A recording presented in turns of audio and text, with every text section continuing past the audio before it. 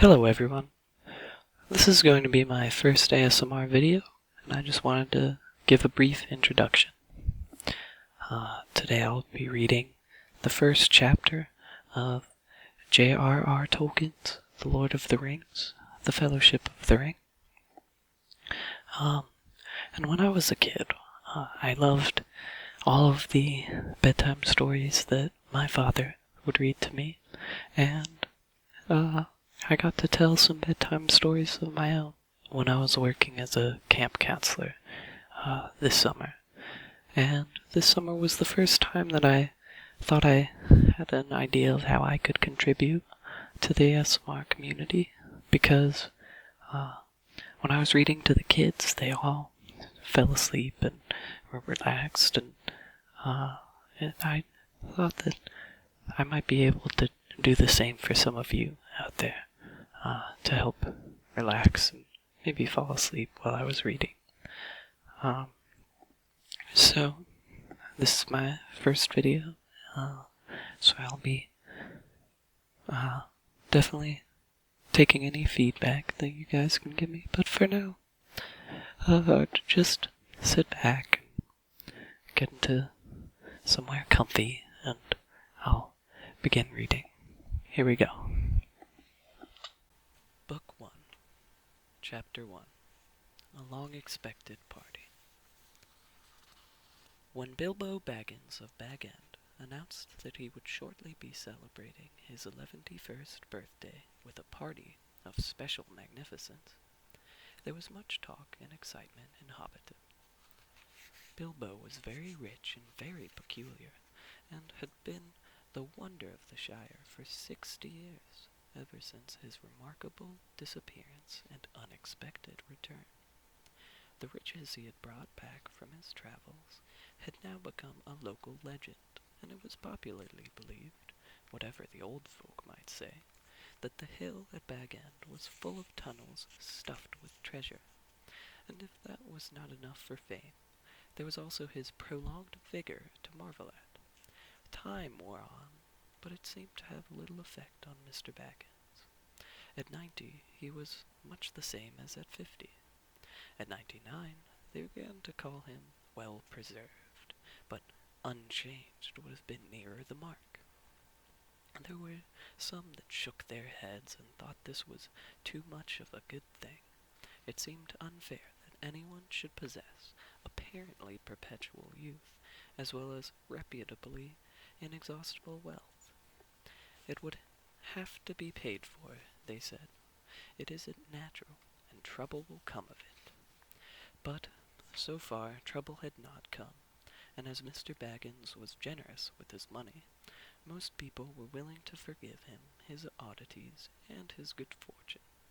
He remained on visiting terms with his relatives, except, of course, the Sackville Bagginses, and he had many devoted admirers among the hobbits of poor and unimportant families.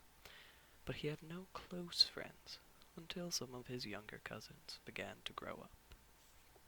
The eldest of these, and Bilbo's favorite, was young Frodo Baggins. When Bilbo was 99, he adopted Frodo as his heir, and brought him to live at Bag End, and the hopes of the Sackville Bagginses were finally dashed. Bilbo and Frodo happened to have the same birthday, September 22nd. "You had better come and live here, Frodo, my lad," said Bilbo one day, "and then we can celebrate our birthday parties comfortably together." At that time, Frodo was still in his tweens, as the hobbits called the irresponsible 20s, between childhood and coming of age at 33. 12 more years passed. Each year, the Bagginses had given very lively combined birthday parties at Bag End, but now it was understood that something quite exceptional was being planned for that autumn. Bilbo was going to be 111, a rather curious number, and a very respectable age for a hobbit. The old Took himself had only reached 130, and Frodo was going to be 33. 33, an important number, the date of his coming of age. Tongues began to wag in Hobbiton and Bywater, and rumour of the coming event travelled all over the shire. The history and character of Mr. Bilbo Baggins became once again the chief topic of conversation, and the older folk suddenly found their reminiscences in welcome demand. No one had a more attentive audience than old Ham Gamgee, commonly known as the Gaffer. He held forth at the Ivy Bush, a small inn on the Bywater Road, and he spoke with some authority, for he attended the garden at Bag End for 40 years, and had helped old Holman in the same job before that. Now that he was himself growing old and stiff in the joints, the job was mainly carried on by his youngest son, Sam Gamgee. Both father and son were on very friendly terms with Bilbo and Frodo, and they lived on the hill itself, in number 3 Bagshot Row, just below Bag End. A very nice, well-spoken gentle hobbit is Mr. Bilbo, as I have always said, the Gaffer declared, with perfect truth, for Bilbo was very polite to him, calling him Master Hamfast, and consulting him constantly upon the growing of vegetables, in the matter of roots, especially potatoes. The Gaffer was recognized as the leading authority by all in the neighborhood, including himself. "But what about this Frodo that lives with him?" asked old Noakes of Bywater. "Baggins is his name, but he's more than half a brandybuck, they say. It beats me why any Baggins of Hobbiton should go looking for a wife away there in Buckland, where folks are so queer. And no wonder they're queer," put in Daddy Two-Foot, the Gaffer's next-door neighbor, "if they live on the wrong side of the Brandywine River, right agin the old forest. That's a dark, bad place, if half the tales be true." "You're right, Dad," said the Gaffer. "Not that the Brandybucks of Buckland live in the old forest, but they're a queer breed, seemingly. They fool about with boats on that big river, and that isn't natural. Small wonder that trouble came of it, I say.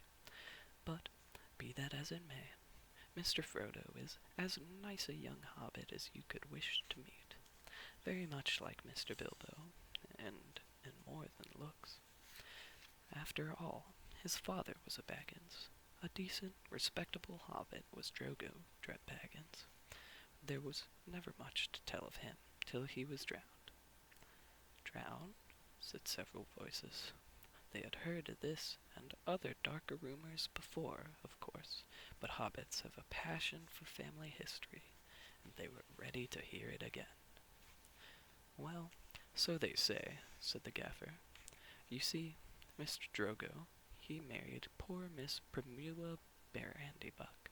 She was our Mr. Bilbo's first cousin on the mother's side, her mother being the youngest of the old Took's daughters, and Mr. Drogo was his second cousin. So Mr. Frodo is his first and second cousin, once removed either way, as the saying is, if you follow me. And Mr. Drogo was staying at Brandy Hall with his father-in-law, old Master Gorbodoc, as he often did after his marriage, him being partial to his victuals, and old Mr. Gorbodoc keeping a mighty generous table. And he went out boating on the Brandywine River, and he and his wife were drowned, and poor Mr. Frodo only a child and all. I've heard they went on the water after dinner in the moonlight," said old Noakes, "and it was Drogo's weight as sunk the boat." "And I heard she pushed him in, and he pulled her in after him," said Sandyman, the Hobbiton miller. "You shouldn't listen to all you hear, Sandyman," said the Gaffer, who did not much like the miller. "There isn't no call to go talking of pushing and pulling. Boats are quite tricky enough for those that sit still without looking further for the cause of trouble. Anyway, there was this Mr. Frodo left an orphan, and stranded, as you might say, among those queer Bucklanders, being brought up anyhow in Brandy Hall. A regular warren by all accounts. Old Master Gorbodoc never had fewer than a couple hundred relations in the place, Mr. Bilbo never did a kinder deed than when he brought the lad back to live among decent folk.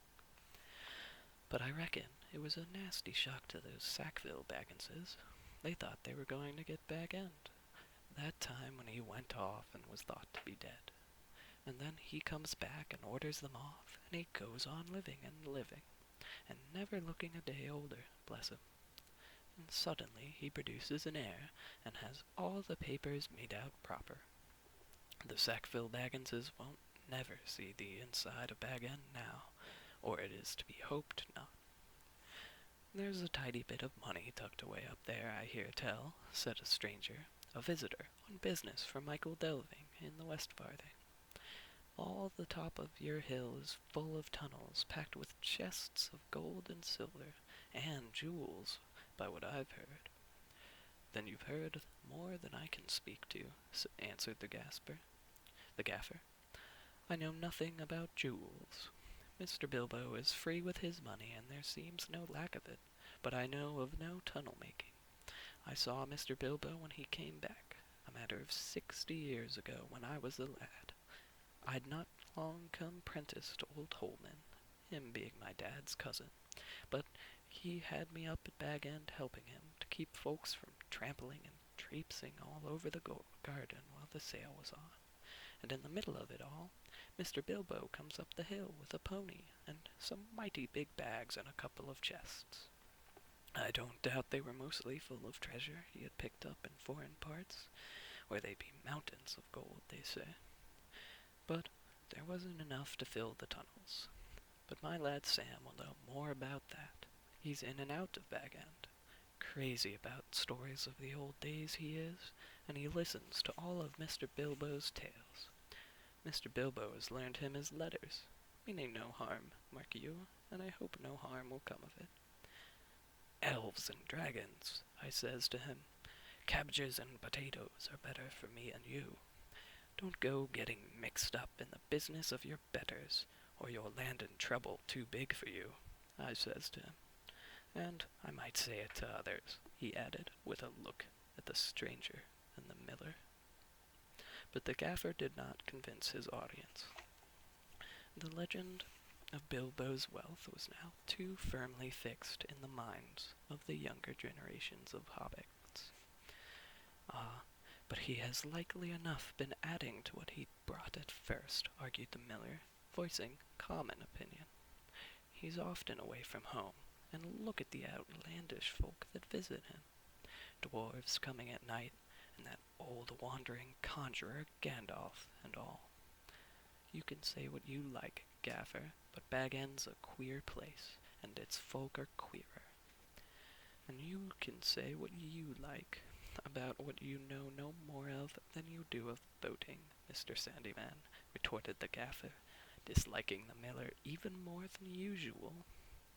If that's being queer, then we could do with a bit more queerness in these parts. There's some not far away that wouldn't offer a pint of beer to a friend if they lived in a hole with golden walls. But they do things proper at Bag End. Our Sam says everyone's going to be invited to the party, and there's going to be presents, mark you, presents for all, this very month as is. That very month was September, and as fine as you could ask.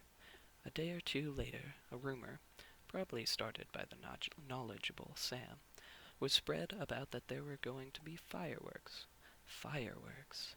What is more, such as had not been seen in the Shire for nigh on a century, not indeed since the old Took died. Days passed, and the day drew near. An odd-looking wagon laden with odd-looking packages rolled into Hobbiton one evening and toiled up the hill to Bag End. The startled hobbits peered out of the lamp-lit doors to gape at it. It was driven by outlandish folk, singing strange songs, dwarves with long beards and deep hoods. A few of them remained at Bag End. At the end of the second week in September, a cart came in through the Bywater, from the direction of the Brandywine Bridge in broad daylight. An old man was driving it all alone. He wore a tall pointed blue hat, a long gray cloak, and a silver scarf. He had a long white beard and bushy eyebrows that stuck out beyond the brim of his hat. Small hobbit children ran after the cart all through Hobbiton and right up the hill. It had a cargo of fireworks, as they rightly guessed. At Bilbo's front door, the old man began to unload. There were great bundles of fireworks of all sorts and shapes, each labeled with a large red G and the elf rune. That was Gandalf's mark, of course, and the old man was Gandalf the Wizard, whose fame in the Shire was due mainly to his skill with fires, smokes, and lights. His real business was far more difficult and dangerous, but the Shire folk knew nothing about it. To them he was just one of the attractions at the party. Hence the excitement of the hobbit children. "Gee, for grand," they shouted, and the old man smiled. They knew him by sight, though he only appeared in Hobbiton occasionally, and never stopped long.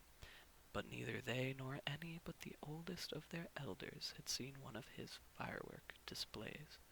They now belonged to the legendary past. When the old man, helped by Bilbo and some dwarves, had finished unloading, Bilbo gave a few pennies away, but not a single squib or cracker was forthcoming, to the disappointment of the onlookers. "Run away now," said Gandalf. "You will get plenty when the time comes." Then he disappeared inside with Bilbo, and the door was shut. The young hobbits stared at the door in vain for a while, and then made off, feeling that the day of the party would never come. Inside Bag End, Bilbo and Gandalf were sitting at the open window of a small room, looking out west onto the garden. The late afternoon was bright and peaceful. The flowers glowed red and golden, snapdragons and sunflowers and nasturtiums trailing all over the turf walls and peeping in at the round windows. "How bright your garden looks," said Gandalf. "Yes," said Bilbo, "I am very fond indeed of it, and all of the dear old Shire. But I think I need a holiday." "You mean to go on with your plan, then?" "I do. I made up my mind months ago, and I haven't changed it." "Very well. It is no good saying any more. Stick to your plan, your whole plan, mind, and I hope it will turn out for the best, for you and for all of us." "I hope so. Anyway, I mean to enjoy myself on Thursday, and have my little joke." "Who will laugh, I wonder?" said Gandalf, shaking his head. "We shall see," said Bilbo. The next day, more carts rolled up the hill, and still more carts. There might have been some grumbling about dealing locally, but that very week orders began to pour out of Bag End for every kind of provision, commodity, or luxury that could be obtained in Hobbiton or Bywater, or anywhere in the neighborhood. People became enthusiastic, and they began to tick off the days on the calendar, and they watched eagerly for the postman, hoping for invitations. Before long, the invitations began pouring out, and the Hobbiton post office was blocked, and the Bywater post office was snowed under, and voluntary assistant postmen were called for. There was a constant stream of them going up the hill, carrying hundreds of polite variations on "Thank you, I shall certainly come." A notice appeared on the gate of Bag End. No admittance except on party business. Even those who had, or pretended to have party business, were seldom allowed inside. Bilbo was busy, writing invitations, ticking off answers, packing up presents, and making some private preparations of his own. From the time of Gandalf's arrival, he remained hidden from view. One morning, the hobbits woke to find a large field, south of Bilbo's front door, covered with ropes and poles for tents and pavilions. A special entrance was cut into the bank leading to the road, and wide steps and a large white gate were built there. The 3 hobbit families of Bagshot Row, joining the field, were intensely interested and generally envied. Old Gaffer Gamgee stopped even pretending to work in his garden. Excuse me. The tents began to go up. There was a specially large pavilion, so big that the tree that grew in the field was right inside of it, and stood proudly near one end, at the head of the chief table. Lanterns were hung on all of its branches. More promising still, to the hobbit's mind, an enormous open-air kitchen was erected in the north corner of the field. A draught of cooks from every inn and eating house for miles around arrived to supplement the dwarves and other odd folk that were quartered at Bag End. Excitement rose to its height. Then the weather clouded over. That was on Wednesday, the eve of the party. Anxiety was intense. Then Thursday, September the 22nd, actually dawned. The sun got up, the clouds vanished, flags were unfurled, and the fun began. Bilbo Baggins called it a party, but it was really a variety of entertainments rolled into one. Practically everybody living near was invited. A very few were overlooked by accident, but as they turned up all the same, that did not matter. Many people from other parts of the Shire were also asked, and there were even a few from outside of the borders. Bilbo met the guests and additions at the new White Gate in person. He gave away presents to all and sundry. The latter were those who went out again by a back way and came in again by the gate. Hobbits give presents to other people on their own birthdays. Not very expensive ones, as a rule, but not so lavishly as on this occasion. But it was not a bad system. Actually, in Hobbiton and Bywater, every day in the year it was somebody's birthday, so that every hobbit in those parts had a fair chance of at least one present at least once a week. But they never got tired of them. On this occasion, the presents were unusually good. The hobbit children were so excited that for a while they almost forgot about eating. There were toys the like of which they had never seen before, all beautiful, and some obviously magical. Many of them had indeed been ordered a year before, and had come all the way from the mountain and from Dale, and were real dwarf make. When every guest had been welcomed and was finally inside the gate, there were songs, dances, music, games, and of course food and drink. There were 3 official meals: lunch, tea, and dinner, or supper. But lunch and tea were marked chiefly by the fact that at those times all the guests were sitting down and eating together. At other times there were merely lots of people eating and drinking, continuously from 11s until 6:30, when the fireworks started. The fireworks were by Gandalf. They were not only brought by him, but designed and made by him, and the special effects, set pieces, and flights of rockets were let off by him. But there was also a generous distribution of squibs, crackers, bacca-rappers, sparklers, torches, dwarf candles, elf fountains, goblin barkers, and thunderclaps. They were all superb. The art of Gandalf improved with age.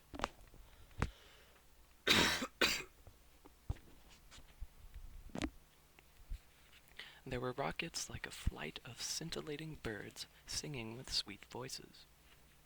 And there were green trees with trunks of dark smoke. Their leaves opened like a whole spring unfolding in a moment, and their shining branches dropped glowing flowers down upon the astonished hobbits, disappearing with a sweet scent just before they touched their upturned faces. There were fountains of butterflies that flew glittering into the trees. There were pillars of colored fires that rose and turned into eagles, or sailing ships, or phalanx of flying swans. There was a red thunderstorm and a shower of yellow rain.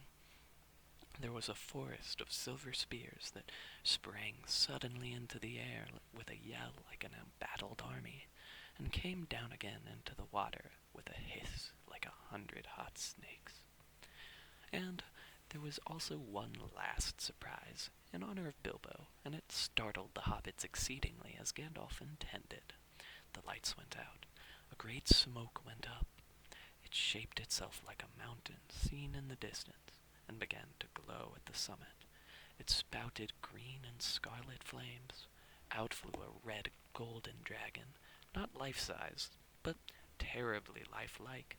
Fire came from his jaws, his eyes glared down, there was a roar, and he whizzed 3 times over the heads of the crowd. They all ducked, and many fell flat on their faces.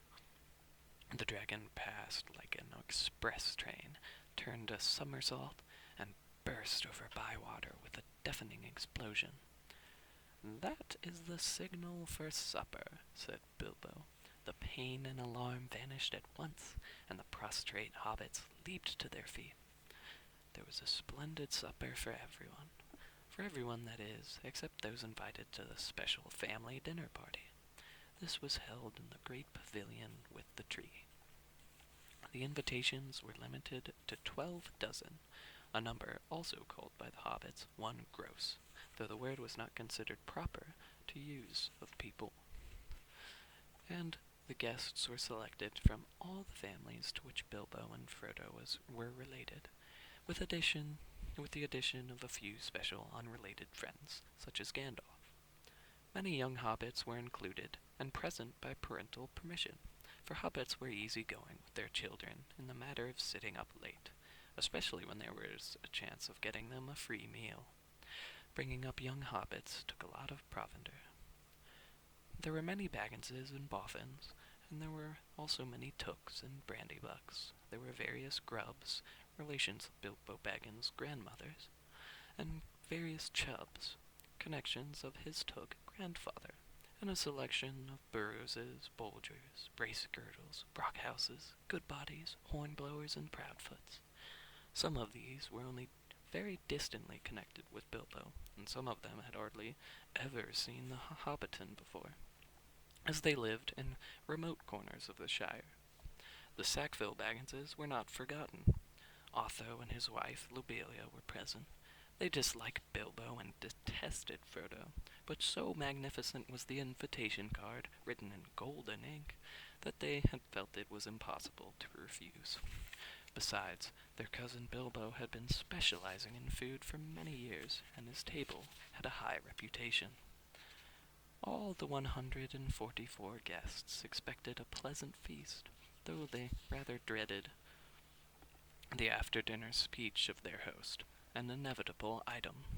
He was liable to drag in bits of what he called poetry, and sometimes, after a glass or two, would allude to the absurd adventures of his mysterious journey. The guests were not disappointed. They had a very pleasant feast, in fact, an engrossing entertainment, rich, abundant, varied, and prolonged. The purchase of provisions fell almost to nothing throughout the district in the ensuing weeks, but as Bilbo's catering had depleted the stocks of most stores, cellars and warehouses for miles around, that did not matter much. After the feast, more or less, came the speech. Most of the company were, however, now in a tolerant mood. At that delightful stage which they called filling up the corners, they were sipping their favorite drinks and nibbling at their favorite dainties, and their fears were forgotten. They were prepared to listen to anything, and to cheer at every full stop.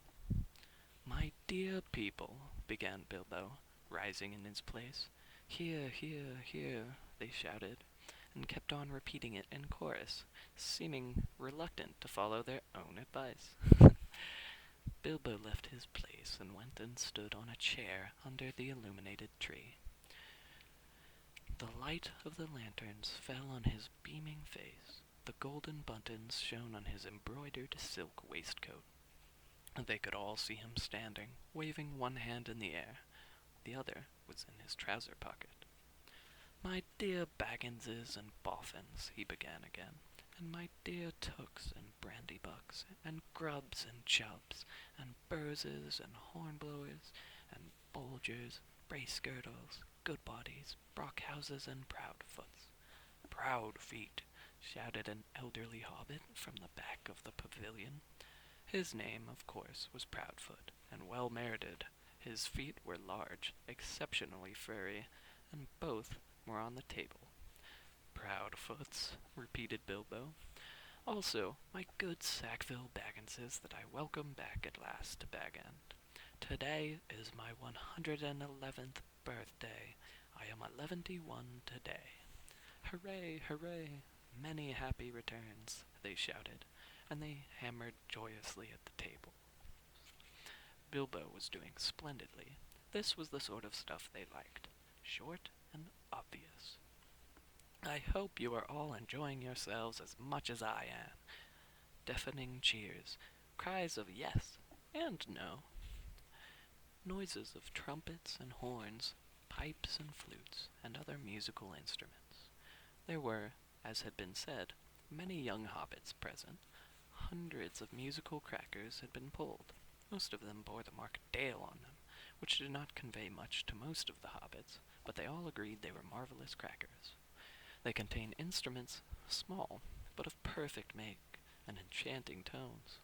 Indeed, in one corner some of the young Tooks and Brandybucks, supposing Uncle Bilbo to have finished, since he had plainly said all that was necessary, now got up an impromptu orchestra and began a merry dance tune. Master Everard Took and Miss Melilot Brandybuck got on a table, and with bells in their hands began to dance the Springle Ring, a pretty dance, but rather vigorous. But Bilbo had not finished. Seizing a horn from a youngster nearby, he blew 3 loud toots. The noise subsided. "I shall not keep you long," he cried. Cheers from all the assembly. "I have called you all together for a purpose." Something in the way that he had said this made an impression. There was almost silence, and 1 or 2 of the Tooks pricked up their ears. "Indeed, for 3 purposes. First of all, to tell you that I am immensely fond of you all, and that 111 years is too short a time to live among such excellent and admirable hobbits." Tremendous outburst of approval. "I don't know half of you half as well as I should like, and I like less than half of you half as well as you deserve." This was unexpected and rather difficult. There was some scattered clapping, but most of them were trying to work it out and see if it came to a compliment. "Secondly, to celebrate my birthday." Cheers again. "I should say our birthday, for it is, of course, also the birthday of my heir and nephew, Frodo. He comes of age and into his inheritance today." Some perfunctory clappering from the elders, and some loud shouts of "Frodo, Frodo, jolly old Frodo," from the juniors. The Sackville Bagginses scowled, and wondered what was meant by coming into his inheritance. Together we score 144. Your numbers were chosen to fit this remarkable total. 1 gross, if I may use the expression. No cheers. This was ridiculous. Many of his guests, and especially the Sackville Bagginses, were insulted, feeling sure they had only been asked to fill up the required number, like goods in a package. 1 gross indeed. Vulgar expression. It is also, if I may be allowed to refer to ancient history, the anniversary of my arrival by barrel at Esgaroth on the Long Lake, though the fact that it was my birthday slipped my memory on that occasion. I was only 51 then, and birthdays did not seem so important. The banquet was very splendid, however, though I had a bad cold at the time. I remember I could only say "thank you very much," and repeat it more correctly. "Thank you very much for coming to my little party." Obstinate silence. They all feared that a song or some poetry was now imminent, and they were all getting bored. Why couldn't he stop talking and let them drink his health? But Bilbo did not sing or recite. He paused for a moment. "Thirdly and finally," he said, "I wish to make an announcement." He spoke this last word so loudly and suddenly that everyone sat up who still could. "I regret to announce that, though, as I said, 111 years is far too short a time to spend among you, This is the end. I am going. I am leaving now. Goodbye." He stepped down and vanished. There was a blinding flash of light, and the guests all blinked. When they opened their eyes, Bilbo was nowhere to be seen. 144 flabbergasted hobbits sat back speechless. Old Otto Proudfoot removed his feet from the table and stamped. Then there was a dead silence, until suddenly, after several deep breaths, every Baggins, Bothfin, Took, Brandybuck, Grubb, Chubb, Burrows, Polger, Bracegirdle, Brockhouse, Goodbody, Hornblower, and Proudfoot began to talk at once. It was generally agreed that the joke was in very bad taste, and more food and drink were needed to cure the guests of shock and annoyance. "He's mad, I always said so," was probably the most popular comment. Even the Tooks, with a few exceptions, thought Bilbo's behavior was absurd. For the moment, most of them took it for granted that his disappearance was nothing more than a ridiculous prank. But old Roy Brandybuck was not so sure. Neither age nor an enormous dinner had clouded his wits, and he said to his daughter-in-law Esmeralda, "There's something fishy in this, my dear. I believe that Mad Baggins is off again. Silly old fool. But why worry? He hasn't taken the victuals with him." He called loudly to Frodo to send the wine round again. Frodo was the only one present who said nothing. For some time he had sat silent beside Bilbo's empty chair, and ignored all remarks and questions. He had enjoyed the joke, of course, even though he had been in the know. He had difficulty in keeping from laughter at the indignant surprise of the guests. But at the same time he felt deeply troubled. He realized suddenly that he loved the old hobbit dearly. Most of the guests went on eating and drinking and discussing Bilbo Baggins's oddities, past and present, but the Sackville Bagginses had already departed in wrath. Frodo did not want to have any more to do with the party. He gave orders for more wine to be served. Then he got up and drained his own glass silently to the health of Bilbo, and slipped out of the pavilion. As for Bilbo Baggins, even while he was making his speech, he had been fingering the golden ring in his pocket. His magic ring that he had kept secret for so many years. As he stepped down, he slipped it on his finger, and he was never seen by any hobbit in Hobbiton again. He walked briskly back to his hole, and stood for a moment listening with a smile to the din in the pavilion, and to the sounds of merrymaking in other parts of the field. Then he went in. He took off his party clothes, folded and wrapped in tissue paper, his embroidered silk waistcoat, and put it away. Then he put on quickly some old untidy garments, and fastened round his waist a worn leather belt. On it he hung a short sword in a battered black leather scabbard. From a locked drawer, smelling of mothballs, he took out an old cloak and hood. They had been locked up as if they were very precious, but they were so patched and weather-stained that their original color could hardly be guessed. It might have been dark green. They were rather too large for him. He then went into his study, and from a large strong box he took out a bundle wrapped in old cloths, and a leather-bound manuscript, and also a large bulky envelope. The book and bundle he stuffed into the top of a heavy bag that was standing there, already nearly full. Into the envelope he slipped his golden ring, and its fine chain, and then he sealed it, and addressed it to Frodo. At first he put it on the mantelpiece, but suddenly he removed it and stuck it in his pocket. At that moment the door opened, and Gandalf came quickly in. "Hello," said Bilbo. "I wondered if you would turn up." "I am glad to find you visible," replied the wizard, sitting down in a chair. "I wanted to catch you, and have a few final words. I suppose you feel that everything has gone according to plan." "Yes, I do," said Bilbo, though that flash was surprising. It quite startled me, let alone the others. A little addition of your own, I suppose. It was. You have wisely kept that ring secret all these years, and it seemed to me necessary to give your guests something else that would explain your sudden vanishment, and would spoil my joke. You are an interfering old busybody, laughed Bilbo, but I expect you know best, as usual. I do when I know anything, but I don't feel so sure about this whole affair. It has now come to its final point. You have had your joke, and alarmed or offended most of your relations, and given the whole Shire something to talk about for 9 days, or 99 more likely. Are you going any further? Yes, I am. I feel I need a holiday, a very long holiday, as I have told you before. Probably a permanent holiday. I don't expect I shall return. In fact, I don't mean to, and I have made all arrangements. I am old, Gandalf.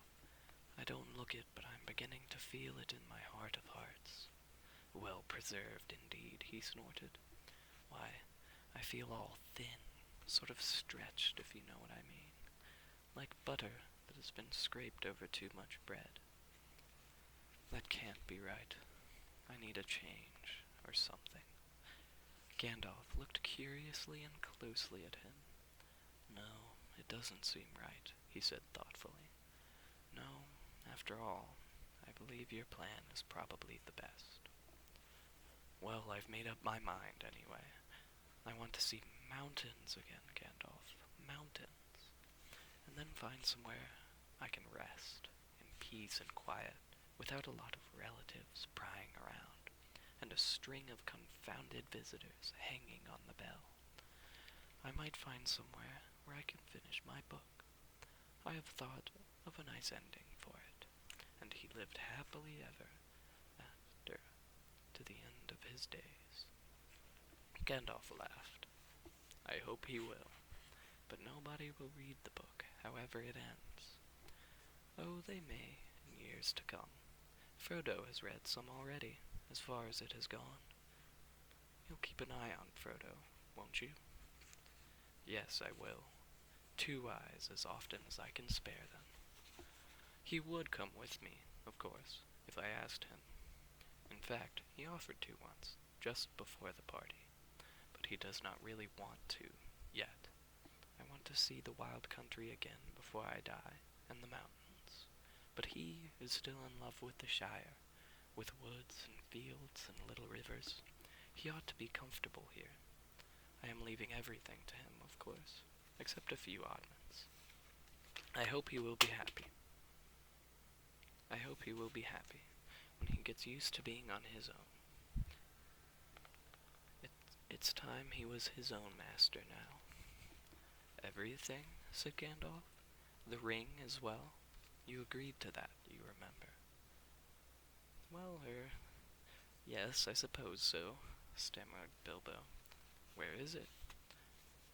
It's in an envelope, if you must know, said Bilbo impatiently. They are on the mantelpiece.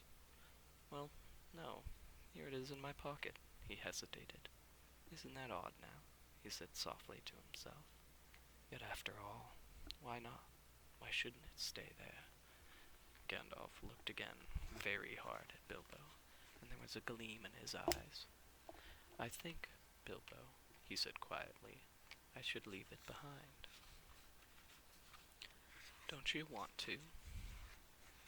Well, yes, and no. Now it comes to it, I don't like parting with it at all, I may say, and I don't really see why I should. Why do you want me to? He asked, and a curious change came over his voice. It was sharp, with suspicion and annoyance. You are always badgering me about my ring, but you have never bothered me about the other things that I got on my journey. No, but I had to badger you, said Gandalf. I wanted the truth. It was important. Magic rings are, well, magical, and they are rare and curious. I was professionally interested in your ring, you may say, and I still am. I should like to know where it is, if you go wandering again. Also, I think you have had it quite long enough. You won't need it any more, Bilbo, unless I am quite mistaken." Bilbo flushed, and there was an angry light in his eyes. His kindly face grew hard. "Why not?" he cried. "And what business is it of yours, anyway, to know what I do with my own things? It is my own. I found it. It came to me." "Yes, yes," said Gandalf, "but there is no need to get angry." "If I am, it is your fault," said Bilbo. "It is mine, I tell you. My own. My precious. Yes, my precious." The wizard's face remained grave and attentive, and only a flicker in his deep eyes showed that he was startled and indeed alarmed. "It has been called that before," he said, "but not by you. But I say it now, and why not? Even if Gollum said the same once. It's not his now, but mine, and I shall keep it, I say." Gandalf stood up. He spoke sternly. "You will be a fool if you do, Bilbo," he said. "You make that clearer with every word you say. It has got far too much hold on you. Let it go, and then you can go yourself and be free." "I'll do as I choose and go as I please," said Bilbo obstinately. Now, my dear hobbit," said Gandalf, "all your long life we have been friends, and you owe me something. Come, do as you promised. Give it up." "Well, if you want my ring yourself, say so," cried Bilbo. "But you won't get it. I won't give my precious away, I tell you." His hand strayed to the hilt of his small sword. Gandalf's eyes flashed. "It will be my turn to get angry soon," he said. "If you say that again, I shall. Then you will see Gandalf the Grey uncloaked." He took a step towards the hobbit, and he seemed to grow tall and menacing. His shadow filled the little room. Bilbo backed to the wall, breathing hard, his hand clutching at his pocket. They stood for a while, facing one another, and the air of the room tingled. Gandalf's eyes remained bent on the hobbit. Slowly his hands relaxed, and he began to tremble. "I don't know what has come over you, Gandalf," he said. "You have never been like this before. What is it all about? It is mine, isn't it? I found it, and Gollum would have killed me if I hadn't kept it. I'm not a thief, whatever he said." "I have never called you one," Gandalf answered, "and I am not one either. I am not trying to rob you, but help you. I wish you would trust me as you used." He turned away, and the shadow passed. He seemed to dwindle again to an old gray man, bent and troubled. Bilbo drew his hand over his eyes. "I am sorry," he said, "but I felt so queer, and yet it would be a relief in a way not to be bothered with it any more. It has been so growing on my mind lately. Sometimes I have felt it was like an eye looking at me, and I am always wanting to put it on and disappear, don't you know? Or wondering if it is safe and pulling it out to make sure. I tried locking it up, but I found I couldn't rest without it in my pocket. I don't know why, and I don't seem able to make up my mind."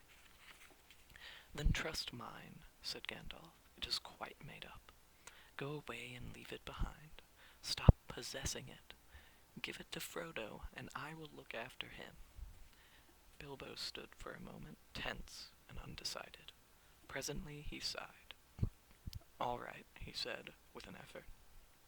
"I will." Then he shrugged his shoulders and smiled rather ruefully. "After all, that's what this party business was all about, really. To give away lots of birthday presents and somehow make it easier to give it away at the same time. It hasn't made it any easier in the end, but it would be a pity to waste all my preparations. It would quite spoil the joke. Indeed, it would take away the only point I ever saw in the affair," said Gandalf. "Very well," said Bilbo. "It goes to Frodo with all the rest." He drew a deep breath. "And now I must really be starting, or someone else will catch me. I have said goodbye, and I couldn't bear to do it all over again." He picked up his bag and moved to the door. "You still have got the ring in your pocket," said the wizard. "Well, so I have," cried Bilbo, "and my will and all the other documents too. You had better take it and deliver it for me. That will be safest." "No, don't give the ring to me," said Gandalf. "Put it on the mantelpiece. It will be safe enough there till Frodo comes. I shall wait for him." Bilbo took out the envelope, but just as he was about to set it by the clock, his hand jerked back, and the packet fell on the floor. Before he could pick it up, the wizard stooped and seized it and set it in his place. A spasm of anger passed swiftly over the hobbit's face again. Suddenly it gave way to a look of relief and a laugh. "Well, that's that," he said. "Now I'm off." They went out into the hall. Bilbo chose his favorite stick from the stand. Then he whistled. 3 dwarfs came out of different rooms where they had been busy. "Is everything ready?" asked Bilbo. "Everything packed and labeled?" "Everything," they answered. "Well, let's start then." He stepped out of the front door. It was a fine night, and the black sky was dotted with stars. He looked up, sniffing the air. What fun! What fun to be off again, off on the road with dwarves. This is what I have really been longing for years. "Goodbye," he said, looking at his old home and bowing to the door. "Goodbye, Gandalf." "Goodbye for the present, Bilbo. Take care of yourself. You are old enough, and perhaps wise enough." "Take care. I don't care. Don't worry about me.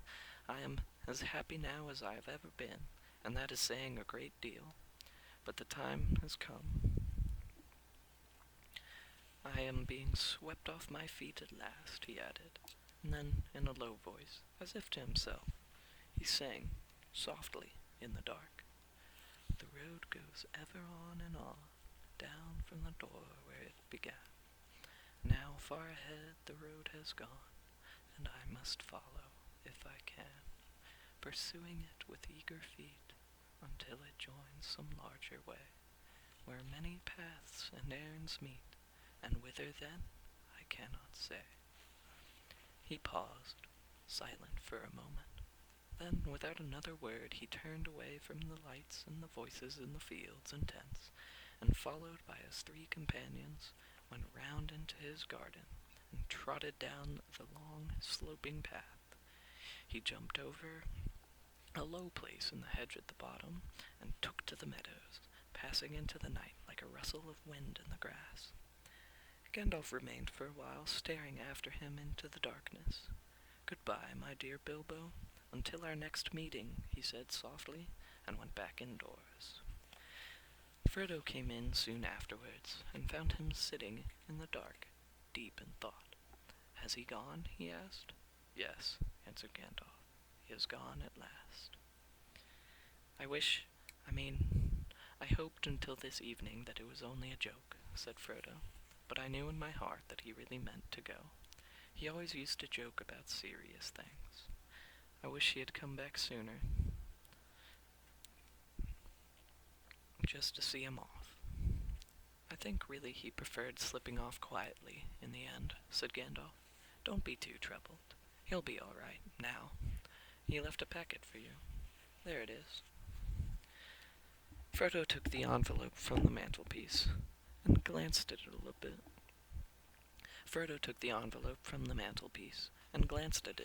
But did not open it.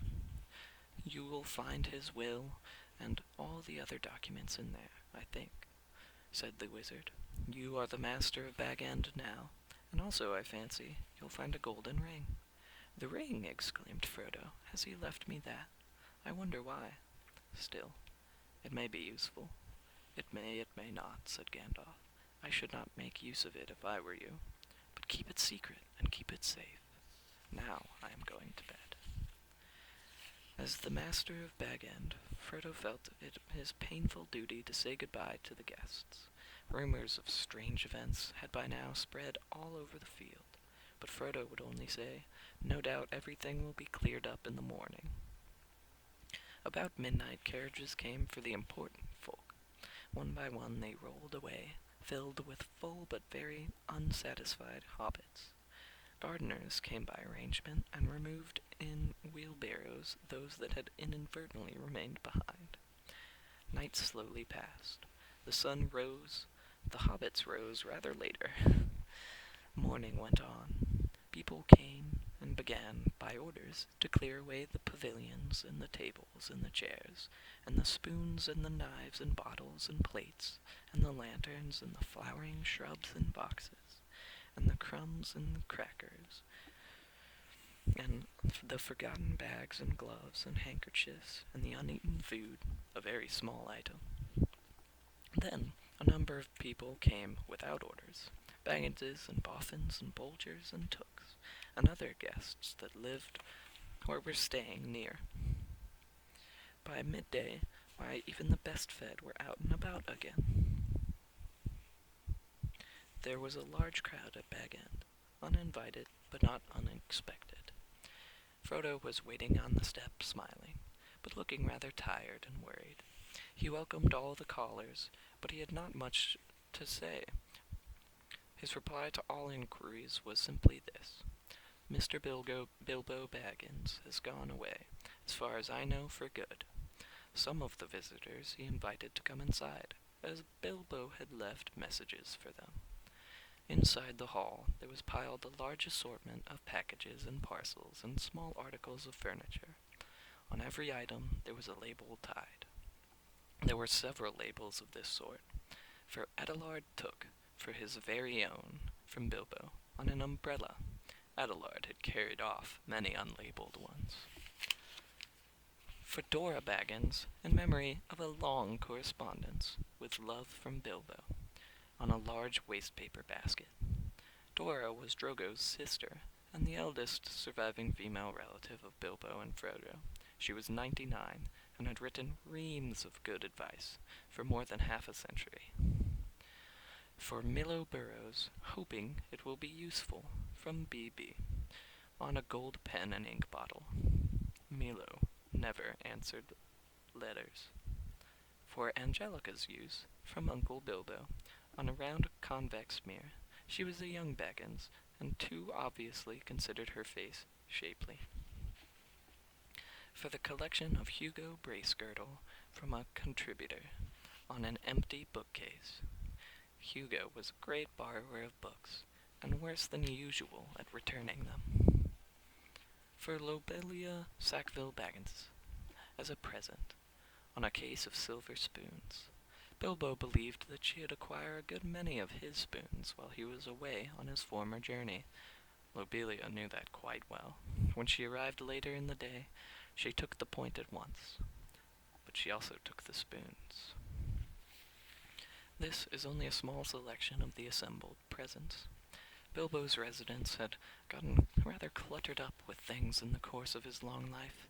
It was a tendency of hobbit holes to get cluttered up, for which the custom of giving so many birthday presents was largely responsible.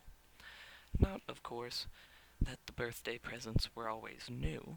There were one or two old mathams of forgotten uses that have circulated all around the district, but Bilbo had usually given new presents, and kept those that he received.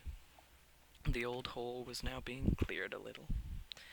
Every one of the various parting gifts had labels, written out personally by Bilbo, and several had some point or some joke. But of course most of the things were given where they would be wanted and welcome. The poorer hobbits, and especially those of Bagshot Row, did very well. Old Gaffer Gamgee got 2 sacks of potatoes, a new spade, a woolen waistcoat, and a bottle of ointment for creaking joints. Old Rory Brandybuck, in return for much hospitality, got a dozen bottles of Old Wynyards, a strong red wine from South Farthing, and now quite mature, as it has been laid down by Bilbo's father. Rory quite forgave Bilbo, and voted him a capital fellow after the first bottle. There was plenty of everything left for Frodo, and of course all the chief treasures, as well as the books, pictures, and more than enough furniture, were left in his possession. There was, however, no sign nor mention of money or jewelry. Not a penny piece or a glass bead was given away. Frodo had a very trying time that afternoon.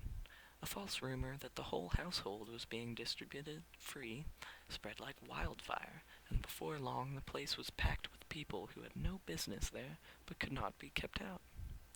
Labels got torn off and mixed. Quarrels broke out. Some people tried to do swaps and deals in the hall, and others tried to make off with minor items not addressed to them, or with anything that seemed unwanted or unwatched. The road to the gate was blocked with barrows and handcarts. In the middle of the commotion, the Sackville Bagginses arrived. Frodo had retired for a while and left his friend Merry Brandybuck to keep an eye on things. When Otho loudly demanded to see Frodo, Merry bowed politely. "He is indisposed," he said. "He is resting." "Hiding, you mean," said Lobelia. "Anyway, we want to see him, and we mean to see him. Just go and tell him so." Merry left them a long while in the hall, and they had time to discover their parting gift of spoons. It did not improve their tempers. Eventually, they were shown into the study. Frodo was sitting at a table with a lot of papers in front of him. He looked indisposed, to see Sackville Bagginses at any rate, and he stood up, fidgeting with something in his pocket, but he spoke quite politely. The Sackville Bagginses were rather offensive. They began by offering him bad bargain prices, as between friends, for various valuables and unlabeled things. When Frodo replied that only the things specially directed by Bilbo were being given away, they said the whole affair was very fishy. "Only one thing is clear to me," said Otho, "and that is that you are doing exceedingly well out of it. I insist on seeing the will." Otho would have been Bilbo's heir, but for the adoption of Frodo. He read the will carefully and snorted. It was, unfortunately, very clear and correct, according to the legal customs of hobbits, which demand, among other things, 7 signatures of witnesses in red ink. "Foiled again," he said to his wife, "and after waiting 60 years. Spoons? Fiddlesticks." He snapped his fingers under Frodo's nose and stumped off. But Lobelia was not so easily got rid of. A little later, Frodo came out of the study to see how things were going, and found her still about the place, investigating nooks and corners and tapping the floors.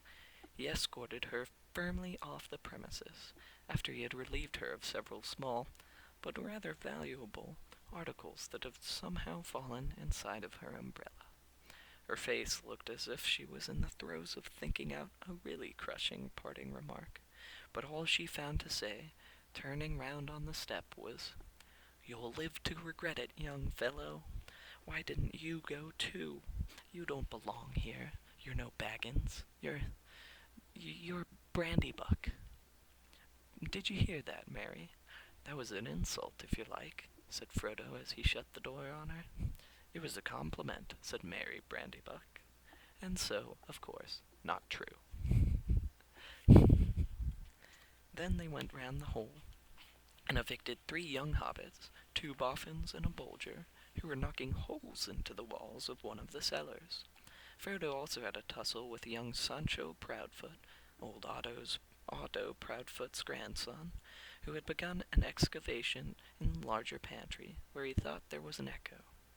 The legend of Bilbo's gold excited both curiosity and hope, for legendary gold, mysteriously obtained, if not positively ill-gotten, is, as everyone knows, anyone's for the taking, unless the search is interrupted. When he had overcome Sancho and pushed him out, Frodo collapsed on a chair in the hall. "It's time to close the shop, Mary," he said. "Lock the door and don't open it to anyone today, not even if they bring a battering ram." Then he went to relieve himself with a belated cup of tea. He had hardly sat down when there came a soft knock at the front door. Lobelia again, most likely, he thought. She must have thought of something really nasty, and have come back again to say it. It can wait. He went on with his tea. The knock was repeated, much louder, but he took no notice. Suddenly, the wizard's head appeared at the window. "If you don't let me in, Frodo, I shall blow your door right through your hole and out through the hill," he said. "My dear Gandalf, wait a minute," cried Frodo, running out of the room to the door. Come in, come in. I thought it was Lobelia." "Then I forgive you, but I saw her some time ago driving a pony trap towards Bywater with a face that would have curdled new milk. She had already nearly curdled me. Honestly, I nearly tried on Bilbo's ring. I longed to disappear." "Well, don't do that," said Gandalf, sitting down. "Do be careful of that ring, Frodo. In fact, it is partly about that I have come to say a last word." "Well, what about it? What do you know already?" "Only what Bilbo told me. I have heard his story, how he found it, and how he used it. On his journey, I mean." "Which story, I wonder?" said Gandalf. "Oh, not what he told the dwarves and put in his book," said Frodo. "He told me the true story soon after I came to live here. He said you had pestered him till he told you, so I had better know too. 'No secrets between us, Frodo,' he said, 'but they are not to go any further. It's mine anyway.'" "That's interesting," said Gandalf. "Well, what did you think of it all?" "If you mean inventing all that about a present, well, I thought the true story much more likely, and I couldn't see the point of altering it at all. It was very unlike Bilbo to do so, anyway, and I thought it rather odd." "So did I, but odd things may have happened to people that have such treasures, if they use them. Let it be a warning to you to be very careful with it. It may have other powers than just making you vanish when you wish to." "I don't understand," said Frodo. "Neither do I," answered the wizard. "I have merely begun to wonder about the ring, especially since last night. No need to worry, but if you take my advice you will use it very seldom or not at all. At least I beg you not to use it in any way that will cause talk or rouse suspicion. I say again, keep it safe and keep it secret. You are very mysterious. What are you afraid of?" "I am not certain, so I will say no more. I may be able to tell you something when I come back. I am going off at once, so this is goodbye for the present." He got up. "At once?" cried Frodo. "Why, I thought you were staying on for at least a week. I was looking forward to your help." "I didn't mean to, but I have had to change my mind. I may be away for a good while, but I'll come, and I'll see you again as soon as I can. Expect me when you see me. I shall slip in quietly. I shan't often be visiting the Shire openly again. I find that I have become rather unpopular. They say I am a nuisance and a disturber of the peace. Some people are actually accusing me of spiriting Bilbo away, or worse. If you want to know, there's supposed to be a plot between you and me to get a hold of his wealth." "Some people!" exclaimed Frodo. "You mean Otho and Lobelia? How abominable! I would give them Bag End and everything else if I could get Bilbo back and go off tramping into the country with him. I love the Shire, but I begin to wish, somehow, that I had gone too. I wonder if I shall ever see him again." "So do I," said Gandalf, "and I wonder many other things. Goodbye now. Take care of yourself. Look out for me, especially at unlikely times. Goodbye." Frodo saw him to the door. He gave a final wave of his hand and walked off at a surprising pace. But Frodo thought the old wizard looked unusually bent, almost as if he was carrying a great weight. The evening was closing in, and his cloaked figure quickly vanished into the twilight. Frodo did not see him again for a long time. And that is the end of Chapter 1.